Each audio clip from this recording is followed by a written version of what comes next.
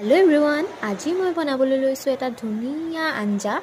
মাছ আৰু হাকৰ আঞ্জা আৰু এই পাতটো আপোনালোকে চিনি পাইছে নে কিহৰ পাত এই পাতটো হৈছে মধুহুলেং নামটো হয়তো শুনিছে সাগে কিন্তু আজি মই আপোনালোকক দেখাবলৈ লৈছো মধুহুলেং আৰু মাছৰ আঞ্জা গতিকে ভিডিওটো চাই থাকক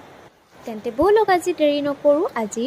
বিশেষ আঞ্জাবিধ বনাও বলক আৰু এয়া দেখিছেনে পথাৰত যেহেতু এতিয়া বৰষুণ দি আছে আৰু পাপাই ধৰি আনিছিলে মাগুৰ মাছ আৰু গৰৈ মাছ আৰু মানুহ যেহেতু আমাৰ টাকৰ গতিকে তিনটা মাছই লৈছো আপোনালোকেও আপোনালোকৰ মানুহ অনুসৰি মাছ কেইটা লৈ ল'ব আৰু এইদৰে হালধি আৰু নিমখ ঘঁহি ললো আৰু তাৰ পিছত কেৰাহীত ধুনীয়াকৈ দি দিলো এটা এটাকৈ আৰু তাৰ পিছত তেলত এনেকৈ মাগুৰ মাছ আৰু গৰৈ মাছ কেইটা ধুনীয়াকৈ ৰঙচুৱাকৈ ভাজি ললো চাব যাতে লৰাওতে ভাজি না যায় এই কাৰণে অকমান আলফুলকৈ লৰাব আৰু মইও দেখিছেনে কেনেকৈ আলফুলকৈ লৰাইছো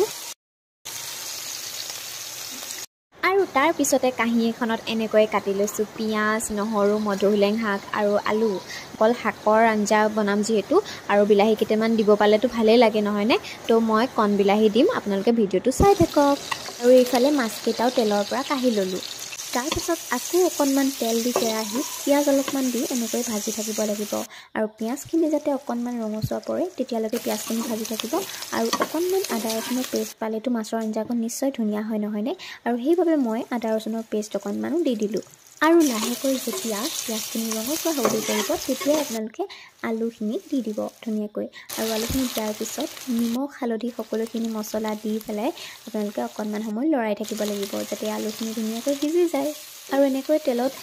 আলুখিনি দিয়াৰ পাছত অকণমান মছলা দিলোঁ আৰু মছলা দিয়াৰ পিছত এনেকৈ লৰাই হোৱাৰ পাছত ঢাকনখন অকণমান সময় মাৰি ৰাখিব লাগিব যাতে গাপত অকণমান আলুখিনি ফ্ৰাই হয় ধুনীয়াকৈ তাৰপিছত আপোনালোকে ঢাকি থ'ব অকণমান সময় আৰু যেতিয়া আলুখিনি লাগি ধৰা নিচিনা হ'ব তেতিয়াই কাটি থোৱা শাকখিনি আপোনালোকে কেৰাহীত এনেকৈ দি দিব আৰু তাৰ পিছত অকণমান সময়ৰ বাবে ঢাকনখন মাৰি ৰাখিব যাতে শাকখিনি ধুনীয়াকৈ সিজে আৰু মই ইয়াত দিছোঁ নৰসিংহ পাত আৰু মান ধনিয়া কাৰণ মাছৰ আঞ্জাখনত যদি নৰসিংহ পাত অকণ দিয়া হয় তেতিয়াহ'লে গোন্ধটো বহুতেই ধুনীয়া ওলায় আৰু সেইবাবে খায়ো যিহেতু ভাল লাগে আঞ্জাখন শাক যিমানেই নহওক লাগিলে কেৰাহীত দিয়াৰ লগে লগে পমি কৰি নাইকিয়াই হৈ যায় নহয়নে আৰু মধুহুলেং শাকটো মানে অকণমান টেঙা নিচিনা হয় খাবলৈ আৰু বিৰাটেই ধুনীয়া হয় খাবলৈ আৰু লগতে মই দিছোঁ কণ বিলাহী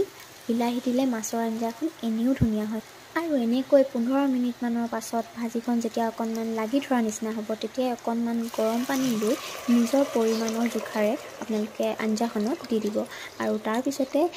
যিখিনি মাছ আমি ফ্ৰাই কৰিছিলোঁ সেইখিনি এটা দুটাকৈ দি দিব আৰু তাৰ পিছতে অকণমান সময় কাৰণে ঢাকনাখন লগাই ৰাখিব আৰু